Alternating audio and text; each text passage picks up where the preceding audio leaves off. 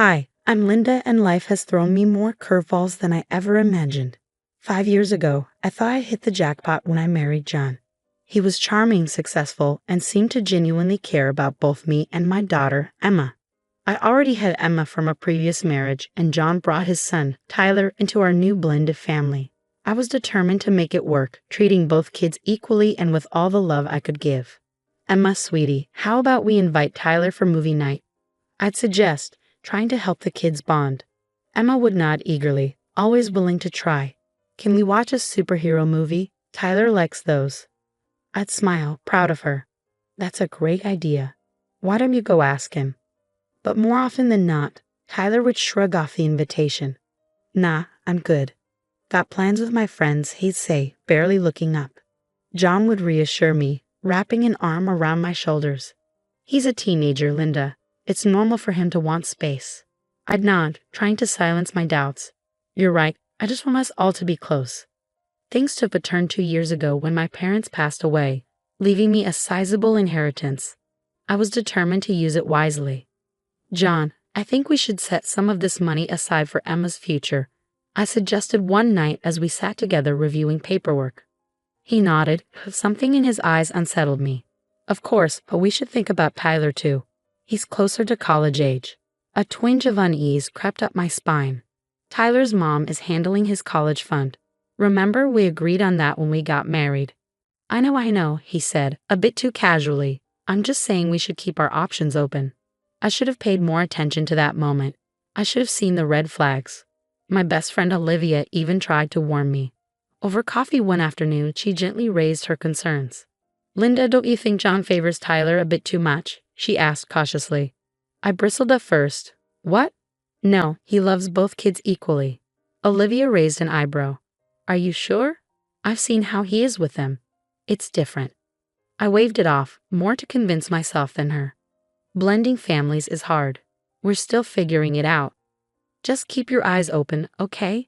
And remember, I'm here if you need me, she said, squeezing my hand.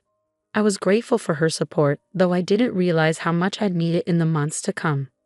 As time went on, a nagging feeling grew inside me. Something was off with our finances. Bills I thought I paid were showing up overdue, and our savings seemed to be shrinking faster than I could explain.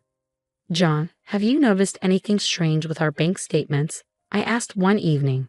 He barely looked up from his phone. No, everything seems fine. Why? I don't know. Something just feels off. He finally met my eyes, his expression unreadable. You worry too much, Linda. I've got everything under control. I wanted to believe him, but then I found it, a withdrawal for $5,000 that I hadn't made. My heart raced as I dug deeper. The more I looked, the worse it got. Multiple large withdrawals, passwords changed without my knowledge. Panic set in. That night, I called Olivia. Liv, I think something's really wrong, I said, my voice shaking. She listened as I spilled everything, John's dismissive attitude, the unexplained withdrawals, the changed passwords. When I finished, she was silent for a moment. Linda, this sounds serious. You need professional help. I know a private investigator, Mike Carson. Want me to call him? I hesitated, then agreed. A week later, Mike called me into his office. The look on his face told me everything before he even spoke. Mrs. Thompson, I'm afraid I have some bad news, he began. John hadn't just been making a few unauthorized withdrawals. He'd been systematically draining our joint account, transferring large sums to an account in Tyler's name. Mike slid a document across the desk. I stared at it, struggling to process what I was seeing. Money meant for both our children's futures, money from my inheritance. There's more, Mike continued. John told Tyler this money was a gift for his future. Tyler's been aware of this for some time. That night, I confronted John. I'll never forget the look on his face, not guilt or shame, but irritation, as if I had inconvenienced him by uncovering his betrayal. Tyler needs it more, John said, as if that somehow justified everything. He's closer to college age. And what about Emma's future? I demanded, my voice rising. What have you left for her? John had the audacity to shrug. There's a savings bond in her name. That should be enough. I was speechless, but the betrayal ran deeper than I could have imagined. Over the next few days, I uncovered even more lies.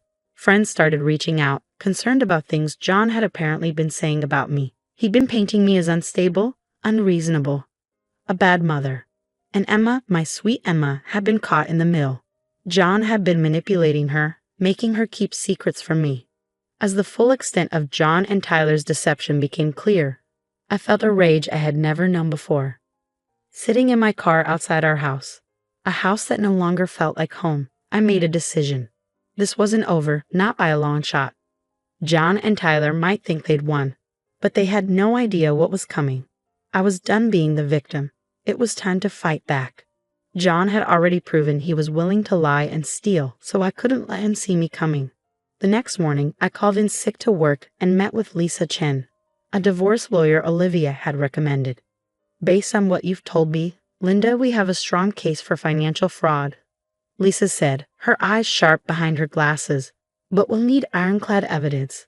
Can you access all your financial records? I nodded, determination hardening inside me. I'll find a way.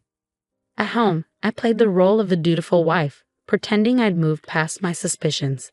John bought it hook, line, and sinker. I'm glad you've come around, honey, he said one night, kissing my cheek. I knew you'd understand eventually. I forced a smile, bile rising in my throat.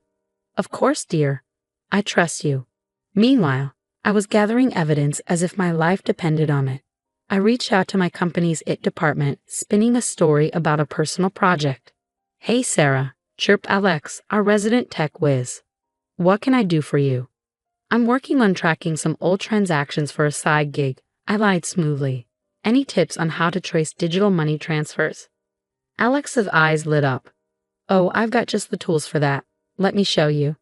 Armed with Alex's tech know-how, I dug deeper into our finances. The more I uncovered, the worse it got. John hadn't just been stealing from me, he'd been cooking the books at his own company too. That night, I anonymously tipped off John's company about the embezzlement. This wasn't about revenge, it was about justice. A few days later, all hell broke loose. John came home in a panic, his face ashen. Sarah, we need to talk, he said, his voice shaking. I steel myself. This was it. Yes, we do, John. He launched into a frantic explanation about misunderstandings and mistakes, begging for my help to cover his tracks. But I'd had enough of the lies. Stop, John, I said, my voice cold. I know everything. The money you stole from our account, from my inheritance, the lies you've been telling about me, the way you've manipulated Emma, and now your little embezzlement scheme at work. John's face crumpled. He fell to his knees, grabbing my hands. Sarah, please, I'm so sorry. I'll make it right, I swear. We can fix this together. I pulled my hands away. Fix this, John. You've stolen our daughter's future. You've lied to my face for months. You've tried to turn our friends against me. There's no fixing this. But I love you, he pleaded, tears in his eyes. We can start over. Please just give me another chance. No, John, I said, my voice steady. It's too late for that. We're done. As I walked away, I felt a weight lift off my shoulders. The road ahead would be hard.